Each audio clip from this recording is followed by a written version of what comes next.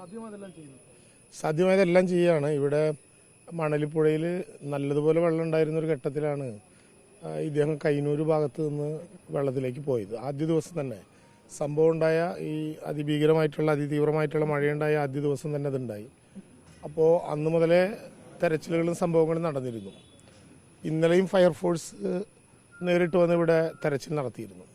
പക്ഷെ ഇന്നലെ ചേർന്ന ഒരു ജനപ്രതിനിധികളുടെയും ഉദ്യോഗസ്ഥന്മാരുടെയും ഉന്നതതല യോഗത്തിൽ വെച്ചാണ് ഇന്ന് എല്ലാ സംവിധാനങ്ങളെയും ഇറക്കിക്കൊണ്ട് 4 കിലോമീറ്റർ ദൂരം പുഴ പൂർണ്ണമായിട്ടും പരിശോധിക്കുക.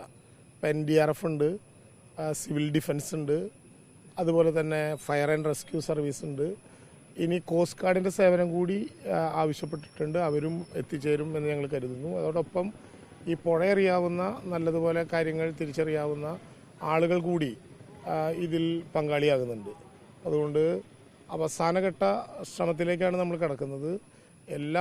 മനുഷ്യസാധ്യമായതെല്ലാം ഇവിടെ ചെയ്തിട്ടുണ്ട്. മനുഷ്യസാധ്യമായ കാര്യങ്ങളിൽ ഏറ്റവും പ്രധാനപ്പെട്ടത് ഇപ്പോൾ വെള്ളം കുറച്ച് കുറഞ്ഞ സാഹചര്യത്തിൽ ഏത് വിധേനയും തിരിച്ചു കിട്ടാമോ എന്ന പരീക്ഷണമാണ് ഇപ്പോൾ നടക്കുന്നത്. ഇന്ന് പൂർണ്ണമായും രാവിലെ 6 മണി 7 മണിയോടുകൂടി ആരംഭിച്ചതാണ്. ഇന്ന് പൂർണ്ണമായിട്ടും ഈ പുഴയുടെ ഭാഗമായി ഇത് ശരിക്കും കുറുമാലിയിലേക്ക് ചേരുന്ന പുഴയാണ്. കുറുമാലിയും കൂടി ഒരുമിച്ചാകുന്ന ഒരു പുഴയാണ്. അപ്പോൾ ഈ പുഴയുടെ ഭാഗം മുതൽ ഏതാണ്ട് 4-5 കിലോമീറ്റർ ദൂരം വരെ പ്രത്യേകമായിട്ട് പരിശോധിച്ച് ആവശ്യമായിട്ടുള്ള വിദഗ്ധരുടെ കൂടി പിൻബലത്തോടു കൂടി ആ നടപടികൾ മുന്നോട്ട് പോവുകയാണ്. രണ്ടാമത്തെ കാര്യം, വയനാട്ടിലെ രക്ഷാപ്രവർത്തനം അതിൻ്റെ ഒരു ഘട്ടം എത്തുന്നു. സ്വാഭാവികമായിട്ട് ഇനിയുള്ള ഏറ്റവും വലിയ വെല്ലുവിളി പുനരധിവാസമാണ്. പുനരധിവാസ കാര്യങ്ങളിൽ റവന്യൂ വകുപ്പിന് ചെയ്യാനാവുന്നത് എന്തെല്ലാം, എത്ര വേഗത്തിൽ ചെയ്യും? പുനരധിവാസ പ്രവർത്തനം വളരെ സമഗ്രമായി നമുക്ക് പരിശോധിക്കേണ്ട ഒരു കാര്യമാണ്. സമഗ്രമായി പരിശോധിക്കും. ഞങ്ങളെല്ലാവരും അവിടെ തന്നെയാണ്. ഇന്ന് വൈകുന്നേരത്തോടു കൂടി ഞാൻ വീണ്ടും അവിടെ എത്തും. കുറച്ചൊരു മണിക്കൂറുകൾക്ക് വേണ്ടി ഒരു അത്യാവശ്യ കാര്യവുമായി ബന്ധപ്പെട്ട് ഇവിടെ വന്നതാണ്.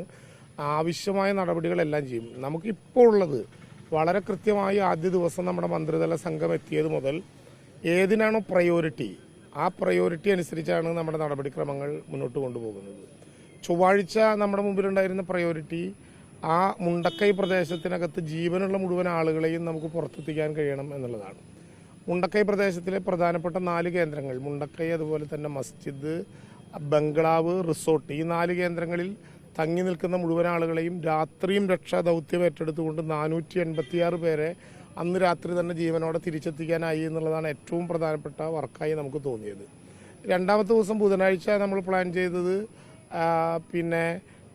ഇനിയും ബാക്കിയുള്ള, അതായത് വനറാണി റിസോർട്ട്, അവിടെ തന്നെയുള്ള ഒരു മസ്ജിദ്, ഉസ്താദ് ഉൾപ്പെടെയുള്ള 10 പേർ, അങ്ങനെ രാത്രിയിൽ ലഭ്യമായിട്ടുള്ള വിവരങ്ങളെല്ലാം കിട്ടിക്കൊണ്ട് ആളുകളെ റിക്കവർ ചെയ്യാനും അതുപോലെ ഡെഡ് ബോഡികളിലേക്ക് കടക്കാനും വേണ്ടി രക്ഷാപ്രവർത്തന ദൗത്യത്തിൻ്റെ ഭാഗമായിട്ടുള്ള പ്രവർത്തനം നടത്തി.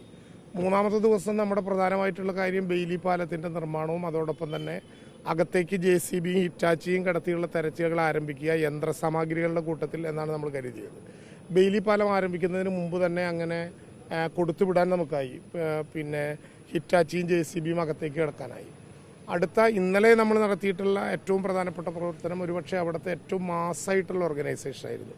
ഞങ്ങളെല്ലാവരും മന്ത്രിസഭ ഉപസമിതി പൂർണ്ണമായിട്ടും ആർമി ഉൾപ്പെടെയുള്ള ഫോഴ്സുമായി കൂടിയാലോചിച്ച് ഇപ്പോൾ മുണ്ടകൈ പ്രദേശത്തെ, ഈ ദുരന്തം നടന്ന പ്രദേശത്തെ 6 സോണാക്കി തിരിച്ചിരിക്കുകയാണ്. 6 സോണുകളിലായി ഓരോ സോണിലേക്കും എത്ര സൈന്യം വേണം എന്നുള്ളത് നോക്കി ഇപ്പോൾ നമുക്ക് ആർമി ഉണ്ട്, പോലീസുണ്ട്, ഫയർഫോഴ്സ് ഉണ്ട്, NDRF ഉണ്ട്, എയർ ഉണ്ട്, നേവി ഉണ്ട്. ഇതിനെല്ലാത്തിനെയും കൂട്ടിച്ചേർത്ത് 30 പേരടങ്ങുന്ന 40 ടീമുകളെ നമ്മളകത്തേക്ക് വിട്ടിരിക്കുകയാണ്. ഓരോ ടീമിലും ആവശ്യമായിട്ടുള്ള 3 പ്രാദേശിക പ്രവർത്തകർ, ഓരോ ടീമിലും ഫോറസ്റ്റ് ഉദ്യോഗസ്ഥർ, ഓരോ ടീമിലും സ്ട്രക്ചറുകൾ, കട്ടിംഗ് മെഷീനുകൾ, ഇങ്ങനെ വെൽ എക്യുപ്പേർഡായി.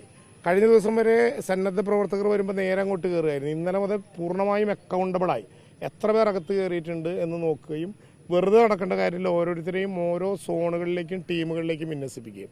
ഇന്നലെ നമുക്ക് 4 പേരെ, ക്രിസ്റ്റിയും അബ്രഹാമും ജോമോളും ജോണും ഉൾപ്പെടെ 4 പേരെ ജീവനോടെ റിക്കവർ ചെയ്യാൻ കഴിഞ്ഞിട്ടുണ്ട് എന്നുള്ളതുകൊണ്ട് ആ പ്രദേശം കേന്ദ്രീകരിച്ചുകൊണ്ട് ഇന്ന് കെട്ടിക്കിടക്കുന്നതും അടച്ചുപൂട്ടിയതുമായിട്ടുള്ള ഏതെങ്കിലും പ്രദേശമുണ്ടോ എന്ന് പൂർണ്ണമായിട്ടും പരിശോധിക്കുകയാണ്. അതിനിടയിൽ ഒറ്റപ്പെട്ട് കിടക്കുന്ന കെട്ടിടങ്ങൾ വല്ലതും ഉണ്ടെങ്കിൽ അത് പൊളിച്ചു കളഞ്ഞ് മുന്നോട്ട് പോകാൻ നമ്മളിന്ന് നിർദ്ദേശം കൊടുത്തിട്ടുണ്ട്. അതനുസരിച്ച് ആ പ്രവർത്തനം നടത്തുകയാണ്. ഞാൻ പറഞ്ഞു വന്നത്, അതോടൊപ്പം തന്നെ അവയവങ്ങൾ മാത്രമായിട്ടുള്ള 127 അവയവങ്ങൾ നമുക്ക് കിട്ടിയിട്ടുണ്ട്. അതിൽ കൈയുണ്ട്, കാലുണ്ട്, തലയുണ്ട്, നഖങ്ങളുണ്ട്, പത്തിയുണ്ട്, കിഡ്നിയുണ്ട്. ഇങ്ങനെ വ്യത്യസ്തങ്ങളായിട്ടുള്ള സംവിധാനങ്ങളെ DNA ടെസ്റ്റ് നടത്തി കൃത്യമായി അതിൻ്റെ ഫോട്ടോ രേഖപ്പെടുത്തി ആളുകൾ വരാത്ത സാഹചര്യത്തിൽ ഒരു നിശ്ചിതമായ സമയം കഴിഞ്ഞാൽ മൃതദേഹത്തിനോട് അനാദരവ് കാണിക്കാൻ പാടില്ല, പുഴുവരിച്ചാലുള്ള പ്രശ്നങ്ങളൊക്കെ തിരിച്ചറിഞ്ഞുകൊണ്ട് ഇത് കത്തിച്ച് കളയാൻ പറ്റില്ല, പ്രോട്ടോകോൾ അനുസരിച്ച് ബറിയാനൊക്കെ കുഴിച്ചിടാൻ വേണ്ടി മാത്രമേ സാധ്യമാകൂ. അതിന് റവന്യൂ വകുപ്പ് 9.5 ഏക്കറയോളം സ്ഥലം വിവിധ സ്ഥലങ്ങളിൽ കണ്ടെത്തി ഓരോ അവയവത്തിനും ഓരോ കുഴി പ്രത്യേകമായിട്ടെടുത്ത് കവറിലാക്കി അത് നിക്ഷേപിച്ച് അവരുടെ DNA നമ്പർ ഉൾപ്പെടെ ആ കുഴിമാടത്തിൽ പ്രദർശിപ്പിച്ച് ഇനി ആരെങ്കിലും എപ്പോഴെങ്കിലും ഏതെങ്കിലും ഘട്ടത്തിൽ കിട്ടിയാൽ അത് ഉറപ്പിക്കാം എന്നാണ് കരുതുന്നത്. അവിടെയെല്ലാം സർവ്വമത പ്രാർത്ഥനയാണ് നമ്മളിപ്പോൾ ചിന്തിച്ചിട്ടുള്ളതും. ഇതിൽ ജാതിമത സംവിധാനങ്ങളൊന്നുമില്ലാത്തതുകൊണ്ട് എല്ലാ മതങ്ങൾക്കും അവിടെ മരണാനന്തര കർത്തവ്യങ്ങളുമായി ബന്ധപ്പെട്ട പ്രാർത്ഥന നടത്താമെന്നുകൂടി നമ്മൾ കരുതിയിട്ടുണ്ട്. ഈ ഘട്ടം മഞ്ജുരാജ് ചോദിച്ച ചോദ്യത്തിൽ ഈ ഘട്ടം അവസാനിച്ചാലാണ് പുനരധിവാസ പ്രവർത്തനത്തിലേക്ക് നമ്മൾ കടക്കാൻ വേണ്ടി കഴിയുക. ഒരു കാര്യം ഞാൻ ഉറപ്പിച്ചു പറയാം, അവിടെ വീട് നഷ്ടപ്പെട്ടവർ, അനാഥരായവർ ഒന്നും ഒറ്റയ്ക്കാവില്ല. ചെറിയ കുട്ടികളുണ്ടെങ്കിൽ ദത്തെടുക്കാൻ ഉൾപ്പെടെ ധാരാളമായിട്ടുള്ള ആളുകൾ വന്നിട്ടുണ്ട്. അതിൻ്റെ പ്രോട്ടോകോൾ നോക്കിയിരിക്കും. എല്ലാവർക്കും സ്റ്റാൻഡേർഡ് പൊസിഷനുള്ള വീടുകൾ നമ്മൾ ഉറപ്പിക്കും. എന്തൊക്കെയാണോ നഷ്ടപ്പെട്ടത് തിരിച്ചു പിടിക്കാൻ ലോകത്ത് എവിടെയുമുള്ള മലയാളി ഒറ്റക്കെട്ടായിട്ട് നിൽക്കുകയും ആ പ്രവർത്തനങ്ങൾക്ക് നേതൃത്വം നൽകുകയും ചെയ്യും. ഇപ്പോൾ എൻ്റെ നേതൃത്വത്തിൽ ഞങ്ങൾ 4 പേരടങ്ങുന്ന ഒരു ഉപസമിതിയെ, മന്ത്രിസഭാ ഉപസമിതിയെ, ഞങ്ങൾ 4 പേരടങ്ങുന്ന മന്ത്രിസഭാ ഉപസമിതിയെ തീരുമാനിച്ചിട്ടുണ്ട്. ആ ഉപസമിതി തന്നെ തുടർ പ്രവർത്തനങ്ങൾ ഓരോ ഘട്ടമായി പ്ലാൻ ചെയ്യും. അതിലൊരു പ്രയാസവും ഉണ്ടാകില്ല.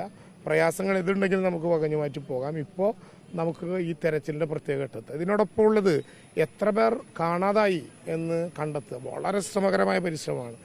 ഇപ്പോൾ ഉദാഹരണത്തിന് മസ്ജിദിനോട് ചേർന്നുള്ള ചാനലുകളൊക്കെ ആ ദൃശ്യം കാണിച്ചാണ്. സഹദേവൻ്റെ വീട്ടിൽ എല്ലാവരും നഷ്ടപ്പെട്ടു, ഇനി ആരും തിരിച്ചെടുക്കാനില്ല. അവരൊക്കെ എവിടെ പോയി പരാതി കൊടുക്കാനാണ്? അപ്പോൾ റേഷൻ കാർഡ് ഉപയോഗിച്ചുകൊണ്ട്, വോട്ടർ പട്ടികയായിരുന്നു ആദ്യം നോക്കിയത്, പക്ഷേ അതിൽ കുട്ടികളുടെ പേരുണ്ടാവില്ല. റേഷൻ കാർഡ് ഉപയോഗിച്ചുകൊണ്ട് ആളുകളുടെ പൂർണ്ണമായിട്ടുള്ള പേരുകൾ സമാഹരിക്കുക. അതോടൊപ്പം അവിടെ ഇപ്പോൾ ഹരിതകർമ്മസേനയുടെ ഒരു വേസ്റ്റ് മാനേജ്മെൻ്റ് ഉണ്ട് മേപ്പാടി പഞ്ചായത്തിൽ, അവരുടെ മുഴുവൻ പേര് രജിസ്റ്റർ ചെയ്തിട്ടുണ്ട്. അംഗനവാടി ആശക്കാർ ഭക്ഷണം കൊടുക്കുന്ന, പോഷകാഹാരം കൊടുക്കുന്ന കുട്ടികളുടെ പേരുണ്ട്. ഇതെല്ലാം വെച്ച് അവിടെയുള്ളവരെ ലൊക്കേറ്റ് ചെയ്യും. അതിൽ നിന്ന് എത്ര പേരെ ജീവനോടെയോ മരണപ്പെട്ടോ കണ്ടെത്താൻ കഴിഞ്ഞിട്ടുണ്ട് എന്നുള്ളത് ആ പേരുകളിൽ വെട്ടിമാറ്റി സമഗ്രമായൊരു പഠനത്തോടു കൂടി മാത്രമേ അത് തയ്യാറാക്കാൻ പറ്റുള്ളൂ. 318 കെട്ടിടങ്ങൾ അവിടെയുണ്ട്. അതിൻ്റെ മുഴുവൻ GFS മാപ്പ് നമ്മൾ തയ്യാറാക്കി മിനിഞ്ഞാന്ന് വൈകുന്നേരം തന്നെ കൊടുത്തു കഴിഞ്ഞു. കാരണം ബന്ധപ്പെട്ടവർ വന്നു നോക്കുമ്പോൾ എൻ്റെ വീട് എവിടെയാണെന്ന് പറയാൻ പോലും പറ്റുന്നില്ല. അപ്പോൾ GFS മാപ്പ് റഡാർ ഉപയോഗിച്ചുകൊണ്ട് പ്രത്യേക മാപ്പ് തയ്യാറാക്കി അത് നമ്മൾ ഈ സൈനികർക്ക് നമ്മുടെ സേനയ്ക്ക് ഫോഴ്സിന് കൊടുത്തിട്ടുണ്ട്. അപ്പോൾ ആ പോയിന്റുകൾ നോക്കി കട്ട് ചെയ്യുന്നുണ്ട്. അപ്പോൾ ഏറ്റവും പ്രധാനപ്പെട്ട കാര്യം ഞങ്ങൾ അങ്ങോട്ട് വരാം. ഏറ്റവും ബോഡി കിട്ടി എന്നാണ് അറിയിച്ചത്.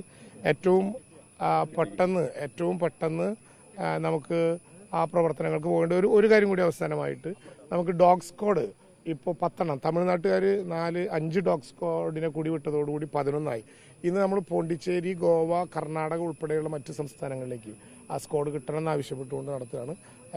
വൈകുന്നേരത്തോടുകൂടി വീണ്ടും കേന്ദ്രീകരിക്കും. പൂർണ്ണമായി അവിടെ കേന്ദ്രീകരിക്കായിരിക്കും വരുന്ന ദിവസങ്ങളിലുള്ള പ്രവർത്തനം. അതുവരെ എല്ലാ പരിപാടികളും പൊതുപരിപാടികളും ക്യാൻസൽ ചെയ്തിരിക്കുകയാണ്.